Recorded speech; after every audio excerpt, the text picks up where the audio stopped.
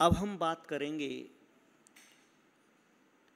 जो लगभग बहुत बड़े पैमाने पर, बहुत बड़े लेवल पर लोग इसे अपनी आस्था का प्रतीक, अपनी आस्था के लिए एक अपना घर जब बनाते हैं तो उस घर में कहीं ना कहीं कोई स्थान ऐसा ढूंढते हैं जहाँ पर कि मैं अपने प्रभु को विराजमान कर सकूं, मैं अपने भगवान को रख सकूं। एक कोई ऐसा कोना ढूंढते, एक कोई छोटी सी जगह ढूंढते हैं और वो उनसे जो हो सकता है, मान लीजिए परिस्थिति ठीक नहीं है, घर छोटा है, आय कम है, लोग कम हैं, और उसने अगर मेंटेनेंस अपनी भावनाओं को, अपने विचारों को, अपनी श्रद्धा के लिए अगर कोई स्थान दिया है जैसे तैसे किसी एक कोने में, तो वह निश्चित रूप से उसने बहुत बड़ा काम किया है, बहुत अच्छा काम किया है, बहुत ऊंचे लेवल का, ऊंचे दर्जे का, ऊंचे स्तर का काम किया है। और जो व्यक्ति अच्छा घर है, सब कुछ है, अच्छे घर होने के साथ में घर भी बड़ा है,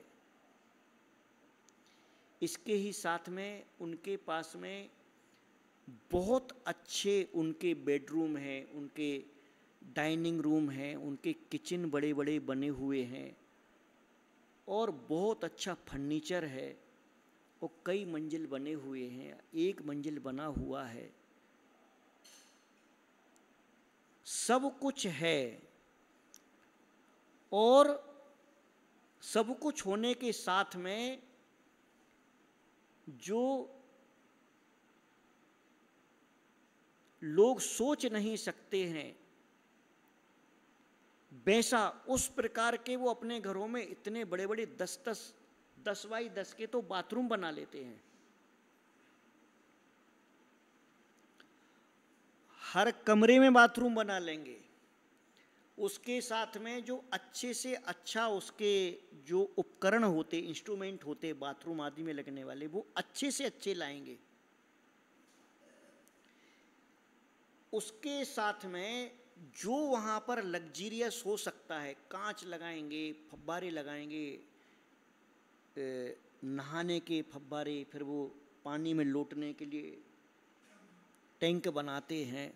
माने वो उनका पूरा फोकस बेडरूम और बाथरूम पर जितना होता है वो ताज्जुब करने वाला होता, आश्चर्य करने वाला होता है कि व्यक्ति इसमें क्या क्या कर सकता है। जो जो उसके दिमाग में आता है उस सारा का सारा अच्छे से अच्छा करने की कोशिश करता है। किचन में कैसा प्लेटफार्म हो, कैसा फर्नीचर हो, कैसी गैस रखें, उसका पूरा फोकस वहाँ पे रहता है। बड़े से बड़ा घर जो घर बनाता है, बंगले बनाते हैं, कोठियाँ बनाते हैं और बड़े बड़े प्लाट खरीदते हैं, प्राइम लोकेशन पर लेते हैं और कई कई करोड़ों खर्च कर देते हैं, उनका फोकस इन सब चीज़ों पर होता है। और इस सब होने के साथ में वो कोई एक ऐसा कोना ढूंढते हैं कहीं पर जहाँ पर एक भगवान या अपनी आस्था को भी विराजमान कर सकें। करते भी हैं, परंतु वो जो एक कोने में भगवान को छोटी सी जगह में बिठाल दिया जाता है, यह सेकंड लेवल की मानसिकता कहलाती है। 2 नंबर वाली मानसिकता, सेकंड। इसका लेवल क्या है? दूसरा लेवल, मध्यम स्तर का लेवल है इस व्यक्ति की मानसिकता का। इसके भाव, इसके विचार मध्यम स्तर के हैं, क्योंकि इस व्यक्ति ने अपनी आस्था से डरा नहीं है, आस्था को इसने रखा है। यह कुछ धर्म कर्म भी करना चाहता है, परंतु वो धर्म के लिए एक बहुत छोटे लेवल पर एक कहीं भी कैसे भी थोड़ा सा स्थान बना दिया। उसी की जगह अपने भोगने के साधन वह मैक्सिमम और लग्जरियस जुटाता है। इसलिए ये करने पर भी उसकी मानसिकता 2 नंबर वाली कहलाती है, उसका स्तर मध्यम स्तर कहलाता है। वो कितना भी पैसे वाला रहने दो, उसके पास में कितनी भी गाड़ियाँ और कितने भी बंगले कुछ भी रहने दो, अगर इस प्रकार की मानसिकता है कि कहीं भी एक छोटी सी जगह, छोटे से उसमें यह किसी से पूछने की आवश्यकता नहीं है कि वो उसका स्तर क्या है, उसका लेवल क्या है।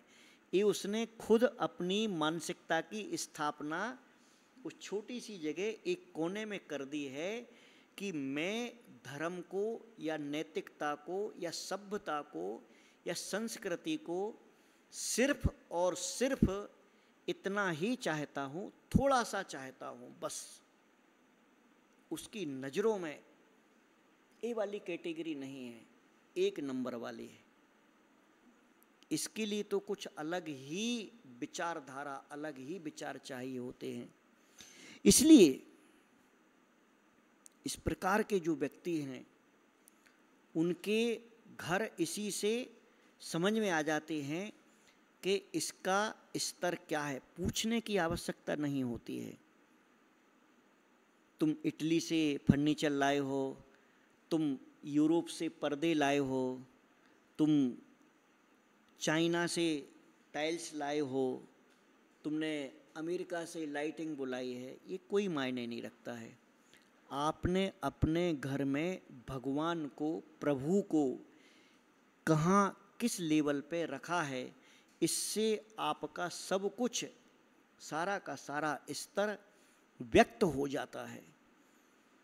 तो इस प्रकार के जो लोग हैं वो 2 नंबर वाली मानसिकता के, मध्यम स्तर की मानसिकता वाले लोग कहलाते हैं।